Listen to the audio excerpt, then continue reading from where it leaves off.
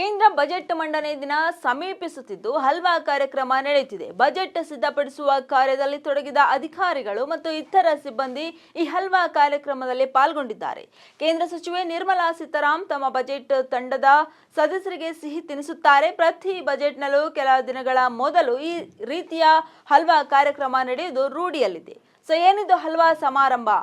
Halwa ಸಮಾರಂಭವು north ಬ್ಲಾಕ್ನಲ್ಲಿ ನಡೆಯುವ ಸಾಂಪ್ರದಾಯಿಕ ಕಾರ್ಯಕ್ರಮವಾಗಿದೆ. ಇಲ್ಲಿ ದೊಡ್ಡ ಓಕ್ನಲ್ಲಿ ಸಿಹಿ ಖಾದ್ಯವನ್ನು ತಯಾರಿಸಲಾಗುತ್ತದೆ. ಕೇಂದ್ರ ಸಚಿವರು ಅಡುಗೆ ಪ್ರಕ್ರಿಯೆಯನ್ನು ಮುನ್ನಡೆಸುತ್ತಾರೆ. ಇನ್ನು ಹಲ್ವಾ ಸಮಾರಂಭವು ಬಜೆಟ್ ತಯಾರಿಕೆಯ ಲಾಕ್ ಇನ್ ಪ್ರಕ್ರಿಯೆಯು ಪ್ರಾರಂಭವಾಗುವ ಒಂದು ವಾರದ ಮೊದಲು ನಡೆಯುವ ಒಂದು ಸಾಂಪ್ರದಾಯಿಕ ಕಾರ್ಯಕ್ರಮವಾಗಿದೆ. ಈ ಸಂದರ್ಭದಲ್ಲಿ ಹಣಕಾಸು ಸಚಿವಾಲಯದ ಅಡುಗೆ ಮನೆಯಲ್ಲಿ ದೊಡ್ಡ ಪ್ರಮಾಣದ ಹಲ್ವಾವನ್ನು ತಯಾರಿಸಲಾಗುತ್ತದೆ.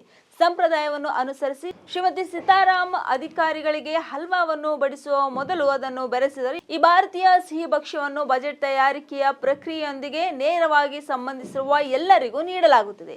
ಸಮಾರಂಭದ ನಂತರ ಹಣಕಾಸು ಸಚಿವರು ಬಜೆಟ್ ಮಂಡಿಸುವವರೆಗೂ ಅಧಿಕಾರಿಗಳು ಹಣಕಾಸು ಸಚಿವಾಲಯದಲ್ಲೇ ಇರುತ್ತಾರೆ. ಮುಂಬರುವ ಬಜೆಟ್ನ ಗೌಪ್ಯತೆಯನ್ನು ಕಾಪಾಡಿಕೊಳ್ಳಲು ಮತ್ತು ಸಂಸತ್ತಿನಲ್ಲಿ ಮಂಡಿಸುವ ಮೊದಲು ಯಾವುದೇ ಸೋರಿಕೆಯನ್ನು ತಡೆಯಲು ಈ ಲಾಕ್ ಇನ್ ಪ್ರಕ್ರಿಯೆಯು ನಿರ್ಣಾಯಕವಾಗಿದೆ. ಪ್ರಧಾನಿಯವರಿಂದ ಅನುಮೋದನೆ ಪಡೆದ ನಂತರವೇ ಬಜೆಟ್ ಮುದ್ರಿಸಲಾಗುತ್ತದೆ. ಗೌಪ್ಯತೆಯನ್ನು ಖಚಿತಪಡಿಸಿಕೊಳ್ಳಲು ಗುಪ್ತಚರ ಬ್ಯೂರೋ ಮುಖ್ಯಸ್ಥರು ನಾರ್ತ್ ಬ್ಲಾಕ್ನ ನೆಲಮಾಳಿಗೆಯಲ್ಲಿರುವ ಪ್ರಿಂಟಿಂಗ್ ಪ್ರೆಸ್ ಪ್ರದೇಶಕ್ಕೆ ನಿರೀಕ್ಷಿತ ಭೇಟಿಗಳನ್ನು ನೀಡುತ್ತಾರೆ. ಲಾಕ್ ಇನ್ ಪೀರಿಯಡ್ ಅಂದರೆ ಏನು? ಹಲ್ವಾ ಕಾರ್ಯಕ್ರಮದಲ್ಲಿ ಭಾಗವಹಿಸುವ ಅಧಿಕಾರಿಗಳು ಬಳಿಕ ಹೊರ ಜಗತ್ತಿನ ಸಂಪರ್ಕ ಕಡಿದುಕೊಳ್ಳುತ್ತಾರೆ. ಬಜೆಟ್ ಮಂಡನೆ ಆಗುವವರೆಗೂ ಅವರು ಅಕ್ಷರಾಂಶ ಲಾಕ್ ಆಗಿರುತ್ತಾರೆ. ಸಂಸತ್ತಿನ ನಾರ್ತ್ ಬ್ಲಾಕ್ನಲ್ಲಿ ಇರುವ ಅವರು ಮೊಬೈಲ್ ಫೋನ್ಗಳನ್ನು ಬಳಸುವಂತಿಲ್ಲ. ಬಾಹ್ಯ ಪ್ರಪಂಚಕ್ಕೆ ಅವರಿಗೆ ಯಾವುದೇ ಸಂವಹನ ಮಾರ್ಗ ಇರುವುದಿಲ್ಲ. ಸಂಸತ್ನಲ್ಲಿ ಅಧಿಕೃತವಾಗಿ ಮಂಡನೆ ಆಗುವ ಮುನ್ನ ಬಜೆಟ್ನ ಯಾವುದೇ ಮಾಹಿತಿ ಸೋರಿಕೆ ಆಗಬಾರದು ಎನ್ನುವ ಉದ್ದೇಶದಿಂದ ಹೀಗೆ ಇರುತ್ತದೆ. ಬಜೆಟ್ ದಿನವೂ ಕೂಡ ಸಂಸತ್ನಲ್ಲಿ ಬಜೆಟ್ ಓದುವಾಗಲಷ್ಟೇ ಸಂಸದರಿಗೆ ಬಜೆಟ್ ಪ್ರತಿ ನೀಡಲಾಗುತ್ತದೆ. ಬಜೆಟ್ ಮಂಡನೆ ಮುಗಿಯುವ ಹಂತದಲ್ಲಿರುವಾಗ ಆನ್ಲೈನ್ನಲ್ಲಿ ಬಜೆಟ್ ಈ ಪ್ರತಿಯನ್ನು ಅಪ್ಲೋಡ್ ಮಾಡಲಾಗುತ್ತದೆ.